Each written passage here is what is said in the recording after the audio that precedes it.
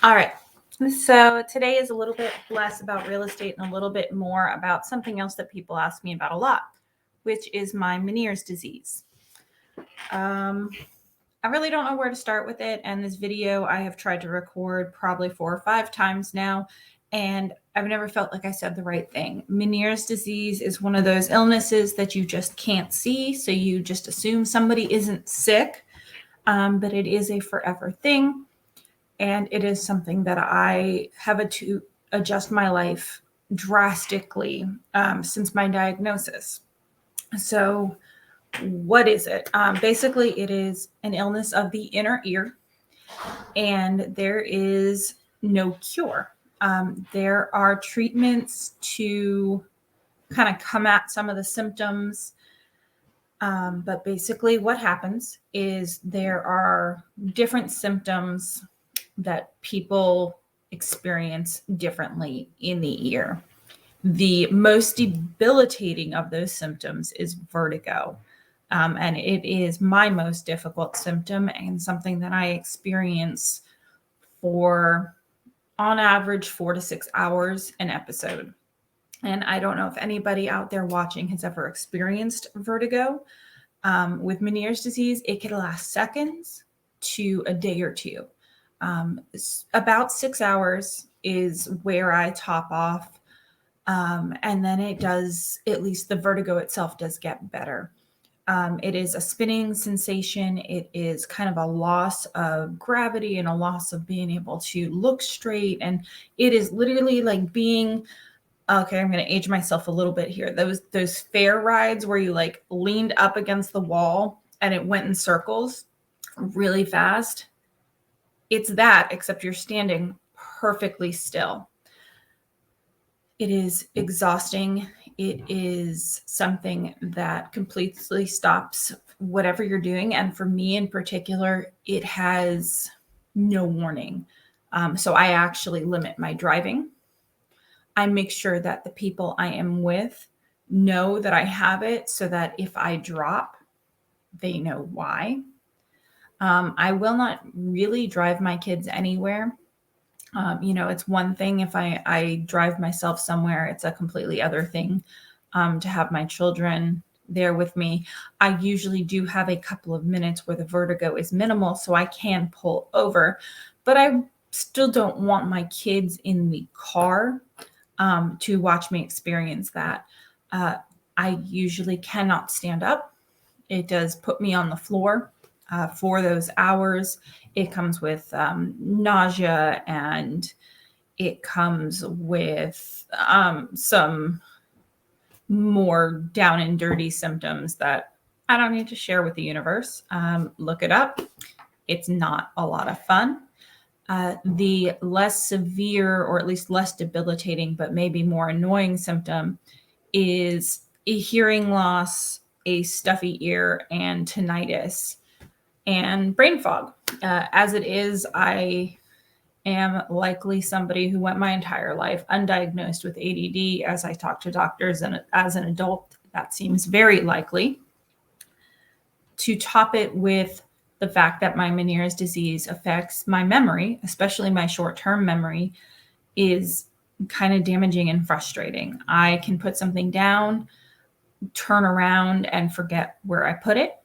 I can say something to you and walk away and totally forget that I said it to you.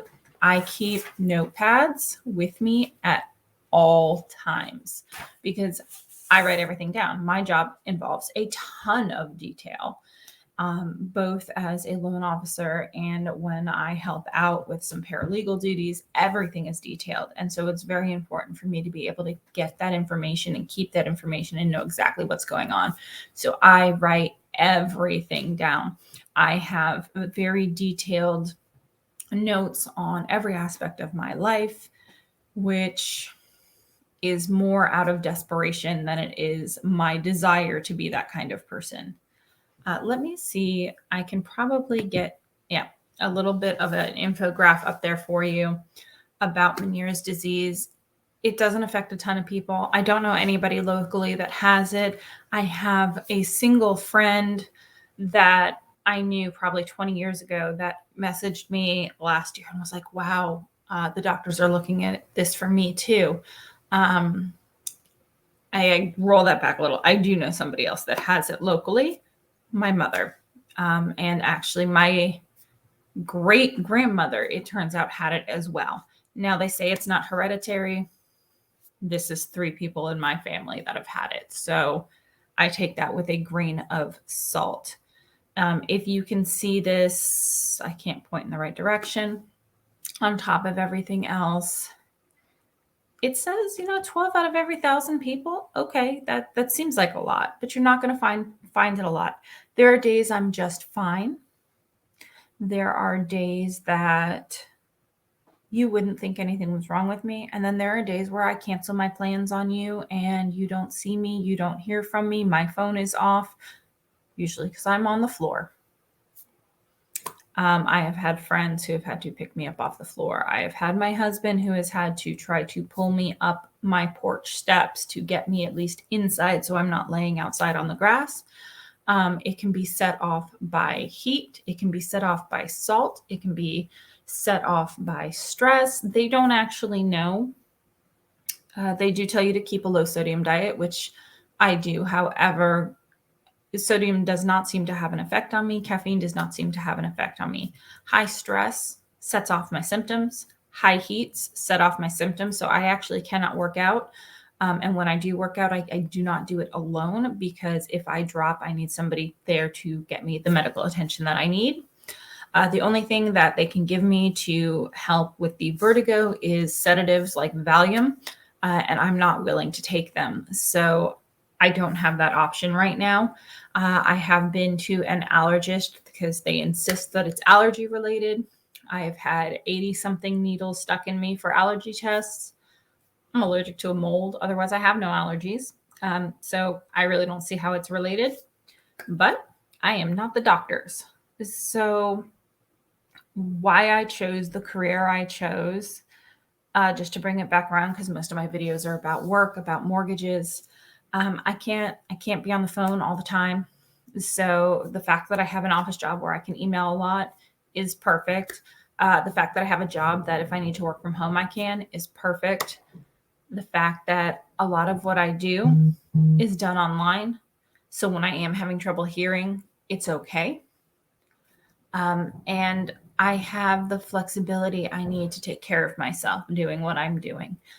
Part of the benefit of being a loan officer and being self-employed is that you really can, when you need to, put yourself first. And that is huge for somebody with symptoms like this. I do not know when my next attack will be. I actually went about 2 years with no vertigo. And then I had about a month where I had a strong vertigo attack every other day. It took me out of work a few times. It laid me up on the weekends a lot of times. My family gets frustrated and exhausted taking care of me and taking care of things that I usually take care of. But that is what it is. And I hope that none of you ever have to deal with that. But look, we all have something that we deal with. The tinnitus is tolerable. The best way I can describe it is when you watch a movie, a war movie or something, where you have explosions and there's that crazy ringing sensation that they always play to kind of give you the feeling that your ears have been blown out. It's that, and it's that all the time. With the hearing loss, it is almost mechanical sounding in my right ear. So it is low tone hearing loss as opposed to most other hearing loss, which is high tone hearing loss. So I lose all the bass sounds in my right ear when I have a flare up. I do have some permanent loss, but for the most part, it comes back. Like today, I can hear most in my right ear. The strangest sensation you will get is actually if you rub your fingers together next to your ear. Most of you can hear sound when you rub your fingers together. I don't, 90% of the time. And that was so weird to get used to because I can feel my fingers moving, but I can't hear them moving. Whereas if I do it over here, I absolutely hear everything. And that's kind of weird. It's kind of weird to know something's there and you can't tell. I'm sure that looks weird on camera, right, guys? I'm sorry. So I hope that explains it a little bit better. There are a lot of people out there with it that experience symptoms differently. I know people that have vestibular migraines that are very similar to Meniere's disease, and that can be very rough. I know people with Meniere's disease that almost never experience the vertigo. Like I said, my mother has it. Her vertigo spells last less than 15 seconds at a time, and they're very few and far between. But her hearing loss is much more severe than mine is.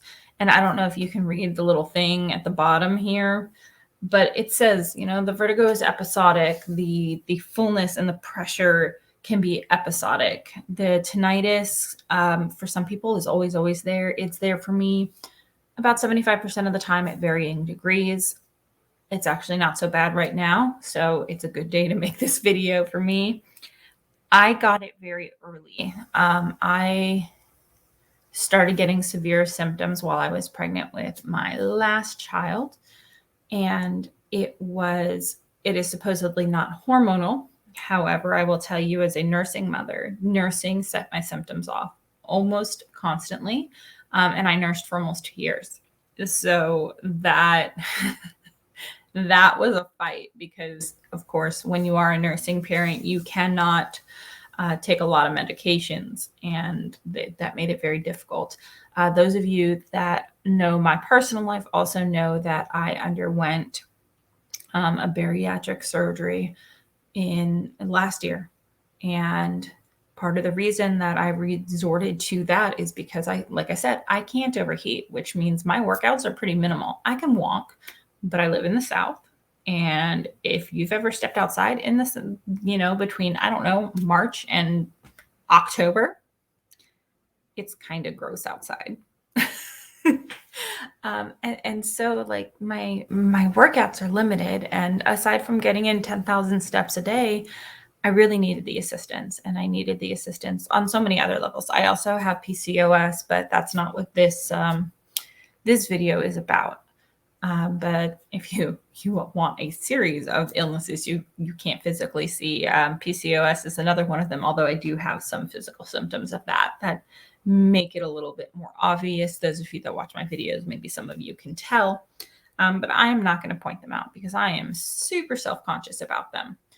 So I think that about wraps up the idea. I hope that explains a lot to you guys about what it is, how I deal with it, what sets it off, and to kind of be patient with people when you don't know the whole story. And I'm not saying that everybody has something, but no, yes, I am. Everybody has something, whether it's an illness like Meniere's disease or anxiety or depression, or you know what?